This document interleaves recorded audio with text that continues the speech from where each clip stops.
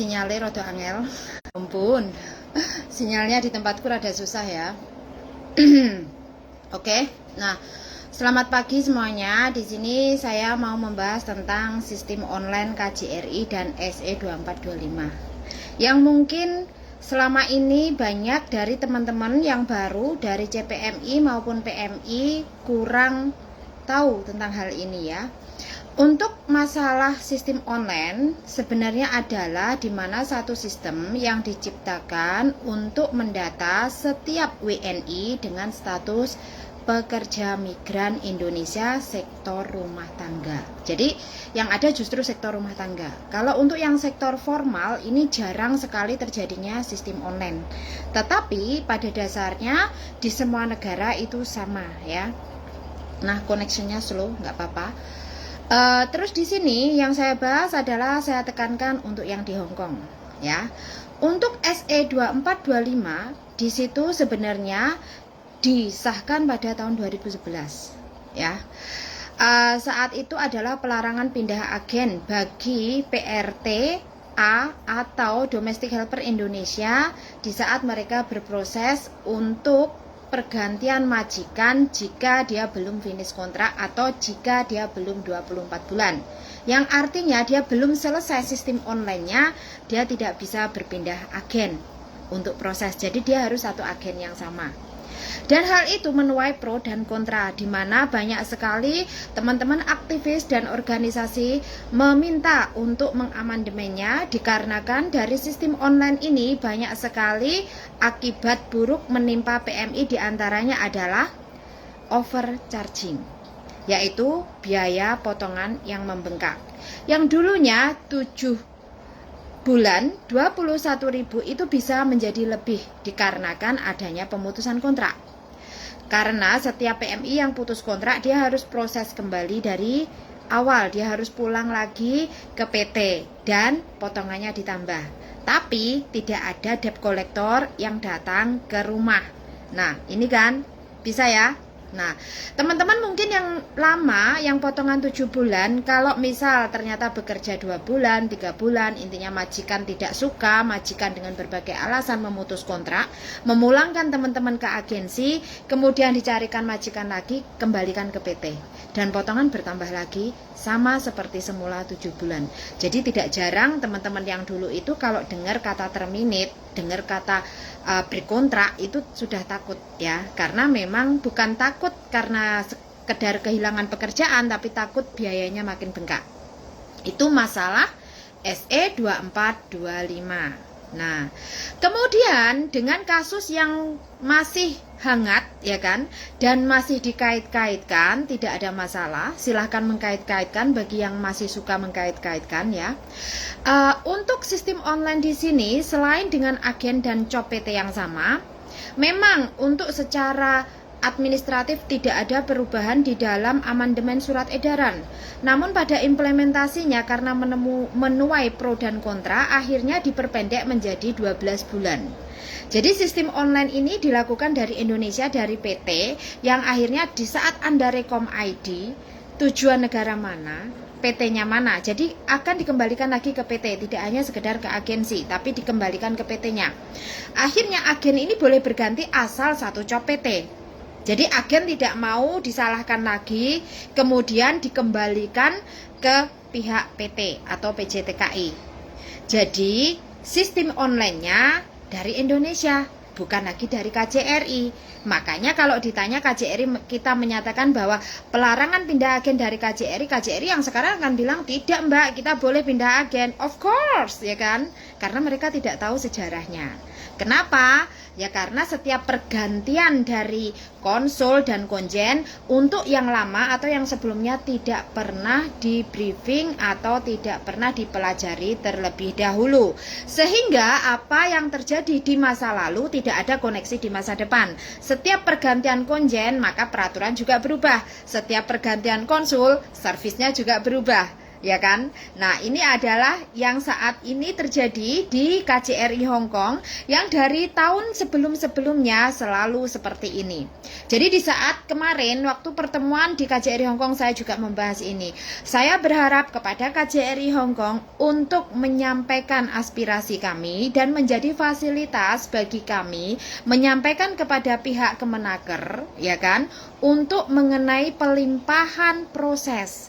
Jadi setiap CPMI yang proses dari Indonesia diharapkan mereka diberi kebebasan keleluasaan untuk berpindah menggunakan PT lainnya dan diberikan ketegasan kepada pihak PT sebelumnya untuk memberikan surat pelimpahan proses secara gratis, ya, secara gratis dengan tanpa paksaan.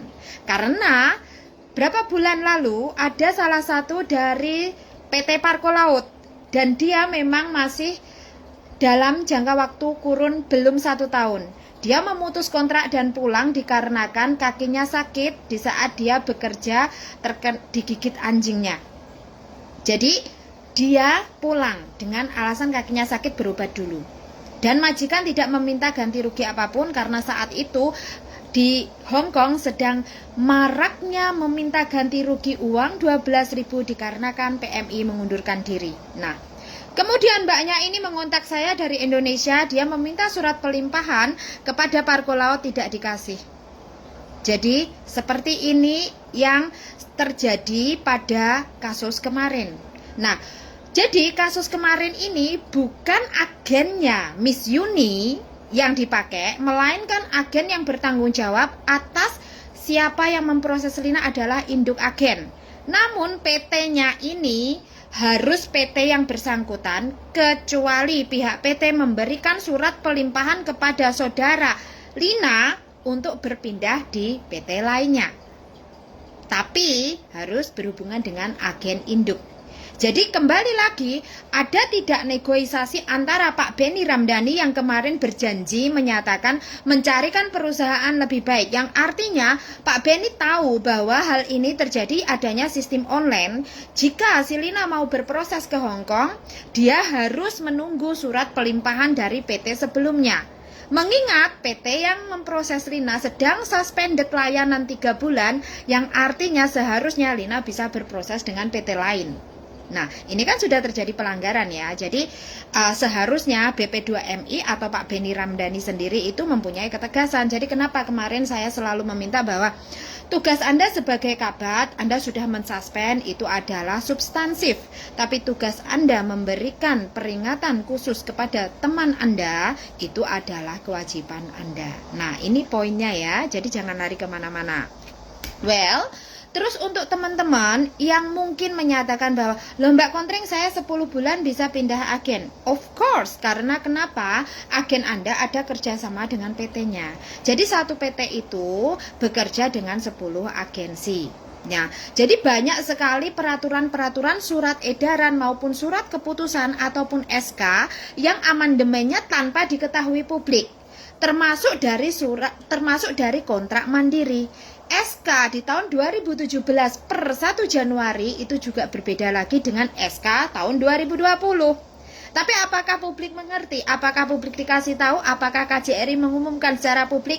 Tidak. Tetapi semuanya diimplementasikan sesuai dengan kepentingan, di mana kepentingan para pejabat ini dan kepentingan para pemilik jabatan. Kenapa? Karena ganti konsul, ya ganti acara. Ya, dan ini sangat disayangkan sekali dan saya berharap kepada Pak Konjen baru maupun Adnaker nanti yang baru diharapkan mereview kembali. Jadi mari kita duduk bareng mereview kembali dan mana yang harus tetap di-keep, mana yang harus kita perbaiki. Itu sangat penting sekali. Karena sebenarnya korban overcharging ini disebabkan adanya SE2425 berikut sistem online yang diciptakan oleh KJRI. Yang pada tahun 2023 Desember ternyata sistem online tidak bisa terkoneksi dengan sistem Cisco PMI yang dimiliki oleh BP2MI. Sehingga sampai hari ini kebanyakan dari teman-teman PMI tidak menemukan IPMI-nya. Bisa dipahami? Jadi IPMI tidak ditemukan, IPMI sudah expire, IPMI tidak ada di website itu dikarenakan websitenya Cisco PMI tidak diperbaiki, bahkan Pak Beni sampai hari ini masih berkutat mengurusi tentang paketan PMI. Jadi saya menyarankan kepada pihak pemerintah terkait, baik kepada pemangku jabatan, fokus kepada apa yang seharusnya saat ini terjadi di lembaga masing-masing. Jadi tidak merambah ke lembaga-lembaga yang bukan ranahnya. Agar kita ini PMI ini tidak selalu menjadi tumbal, tidak selalu menjadi target. Dan kepada teman-teman PMI mau belajar itu adalah anugerah. Anda diberi informasi, silahkan diambil, tidak juga tidak mengapa. Mengapa di sini saya sampaikan demikian? Jangan pernah bilang, memang kontreng kamu pinter. Pinter itu ada masanya, dimana karena Anda mau belajar, bukan karena saya pintar terlahir pintar, ya. Terus satu lagi, ada yang bilang bahwa apa sih yang kamu lakukan? Saya tidak melakukan apa-apa karena saya pelaku untuk diri saya sendiri, dan kalian adalah pelaku untuk kalian sendiri. Jadi yang bisa menolong itu tetap teman-teman sendiri. Orang luar kayak saya, organisasi, KJRI, maupun pemerintahan itu hanyalah fasilitator maupun supporter, tetapi pada dasarnya keputusan tetap di teman-teman sendiri. Jadi pentingnya kita belajar, pentingnya kita tahu aturan, itu lebih utama ketimbang Anda mengharapkan dan selalu bertanya sejauh mana dan apa yang sudah Anda lakukan. Mari kita bertanya pada diri kita sendiri, apa sih yang sudah kita lakukan untuk diri kita sendiri? Sejauh mana sih kita berjalan, berlari, dan menghadapi kenyataan dan menghadapi masalah itu sendiri dan menyelesaikannya dengan tanpa mendengarkan bisikan-bisikan dari orang luar yang tidak ada kontribusinya dalam hidup Anda, ya. Jadi di sini poin saya tidak mengarah kemana-mana, bahwa sistem online masih ada, SE 2425 juga masih ada, implementasinya berbeda, dikembalikan kepada pihak Indonesia dikarenakan adanya perubahan dari masanya kepemimpinan Pak Nusron Wahid di tahun 2017, yaitu per 1 April, di mana tidak ada lagi yang namanya calling visa, bahwa setiap PMI maupun ex PMI berkewajiban untuk mengikuti sistem di mana harus melalui PJTKI dan mengikuti fingerprint selama 60 hari. Jadi di sini proses-proses seperti ini yang kemarin diabaikan, meskipun sudah dibahas berulang-ulang, hari ini saya bahas kembali karena saya sedang memanfaatkan momen di mana teman-teman sedang fokus mau belajar. Kalau teman-teman nggak fokus mau belajar, tidak masalah, bisa diabaikan. Tapi nanti di saat teman-teman bermasalah, silahkan mencari informasi sendiri dan stop menyalahkan si A, si B, si C yang tidak mau berbuat sesuatu. Tetapi pada dasarnya Anda sendiri sudah memberikan akses Anda untuk menjadi target. Oke? Bagi teman-teman yang mungkin saat ini stay tune di sini, saya berharap fokus kepada apa yang saya sampaikan, fokus kepada masalahnya, fokus kepada apa yang seharusnya. Kalau teman-teman membandingkan dengan postingannya Faisal Soh, otomatis berbeda karena Faisal Soh tidak tahu menahu tentang peraturan Hongkong maupun peraturan ini. Dan kembali lagi, di saat kita untuk pemutusan kontrak, majikan itu boleh memutuskan kontrak dengan berbagai alasan. Majikan boleh memulangkan pekerjanya dengan berbagai alasan. Meskipun setuju atau tidak setuju, suka atau tidak suka, jika majikan ingin memulangkan Anda kapan saja, itu sah. Namun untuk di Hong Kong perlu dicatat bahwa di pasal 20 kita sudah tahu di mana kedua belah pihak, majikan maupun pekerja, dibolehkan memutuskan kontrak kapan saja meskipun visa Anda 24 bulan. Ya, visa Anda berlaku 24 bulan, kontrak Anda 2 tahun, tetapi bisa diputuskan kapan saja oleh salah satu pihak. Pemutusan kontrak terjadi setelah Anda diputus kontrak, Anda mempunyai izin tinggal 14 hari selama itu di Hong Kong. Itu hanya berlaku bagi termination early atau termination prematur, yang artinya terminate sebelum 2 tahun. Tetapi tidak berlaku pemutusan kontrak atau terminate atau finish kontrak yang complete finish kontrak. Jadi itu tidak berlaku. Karena izin tinggal kita bergantung pada tanggal permitted of stay, di mana kertas putih kecil yang sering kita pakai atau sering kita tahu di paspor kita. Jadi tidak ada lagi job stempel journey complete Tidak perlu bingung adanya e-channel maupun AutoGate karena memang sudah tidak ada sejak 2021.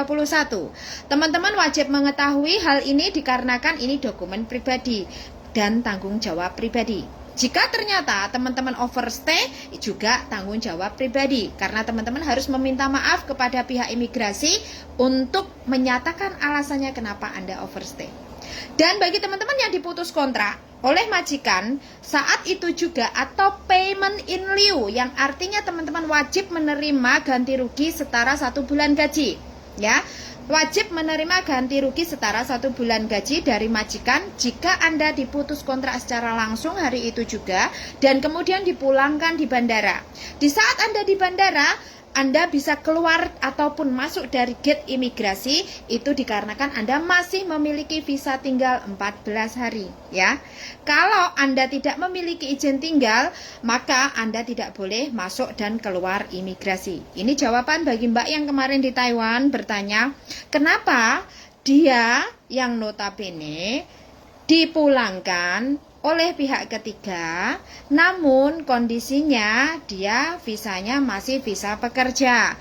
Karena di Hong Kong tidak diperlukan adanya approval dari majikan ataupun approval dari pihak manapun di saat Anda sudah diputus kontrak. Jadi di saat Anda diputus kontrak, majikan approve, imigrasi approve itu sudah selesai dan tidak perlu kedua belah pihak setuju. Nah, terus di sini yang perlu dicatat, jika teman-teman diintimidasi atau diancam seperti yang terjadi kemarin, itu Anda itu berhak untuk minta tolong, ya. Anda itu berhak minta tolong, Anda berhak lari keluar untuk menelpon 999 atau polisi. Kalau tidak bisa bahasa bagaimana Mbak Kontreng? Minta tolong kepada security. Ya. Jadi Anda kalau belum mampu bahasa, minta tolong pada security. Anda nggak punya telepon, Anda boleh pinjam orang lain untuk menelponkan. Ya. Jadi di sini kuncinya apa? Common sense. Gunakan common sense kalian, jangan sampai common sense-nya hilang sehingga tidak tahu karena panik aku tidak tahu apa yang harus dilakukan. Bekali diri sebelum Anda ke Hong Kong untuk mengetahui beberapa peraturan ketenagakerjaan di dalam negeri maupun di luar negeri. Tugas negara yang di dalam negeri dari BP2MI adalah memastikan legalitas dan prosedural CPMI. Tetapi BP2MI tidak mempunyai kekuasaan atau intervensi di saat PMI berurusan dengan hukum di negara tujuan. Karena di saat Anda berada di negara tujuan, Anda harus dealing dan belajar dengan negara tujuan. Jadi negara tujuan Hong Kong itu berbeda. Bedanya hanya saja apa bedanya? Di Hong Kong sudah banyak teman-teman organisasi dan fasilitator yang memberikan pendidikan secara gratis, ya. Memberikan pendidikan secara gratis melalui media sosial maupun melalui banyak media yang sudah diberikan. Pilihan ada di Anda. Ini khusus di Hong Kong. Tetapi bagaimana dengan di Taiwan? Taiwan sudah ada sendiri. Saya tidak mau membahasnya. Tetapi yang sejauh ini kita tahu bahwa Taiwan peraturannya sama Macau, Taiwan, Singapura itu hampir sama dengan Malaysia. Di mana tidak berlaku pemutusan kontrak 1 bulan di awal atau 1 month notice. Itu tidak berlaku, hanya menunggu di mana di saat majikan ini tidak mau atau di saat Anda transfer majikan membutuhkan surat approval dari majikan lama. Jika tidak ada approval dari majikan lama, maka Anda tidak bisa berpindah majikan. Itu di negara tersebut. Dan kemudian untuk di Taiwan maupun di Macau kurang lebih sama. Taiwan dikhususkan specifically untuk menjaga orang tua. Kalau di dalam rumah tidak ada orang tua, tidak ada yang dijaga, atau di dalam rumah hanya bersih-bersih saja, ini tidak bisa untuk meng-hire pekerja. Sama dengan di Macau. Di Macau hanya specifically jaga orang tua, jaga anak. Tidak bisa untuk Anda yang hanya bersih-bersih saja, ya. Itu untuk Macau. Nah, di sini ya bedanya. Tapi Hong Kong, asalkan Anda punya uang, asalkan Anda punya slip gaji, asalkan Anda mempunyai stable income, itu bisa meng-hire pekerja. Justru karena ini kenapa kemarin terjadi bahwa Yao Jin Tai Sai. Nah, ini tetapi meskipun demikian teman-teman wajib tahu. Jadi nanti apa yang memang digunakan, kapan Anda bicara, kapan Anda harus melawan sesuai dengan peraturan. Karena poinnya hanya di situ. Kalau Anda melawan dengan emosi, Anda akan kalah. Tapi lawanlah dengan elegan dan dengan cara komunikasi. Oke ya, sampai di sini saya tidak mau menyita panjang kali lebar. Bagi teman-teman yang masih mempunyai pertanyaan, drop out di komen below. Nanti akan saya cek. Bye bye.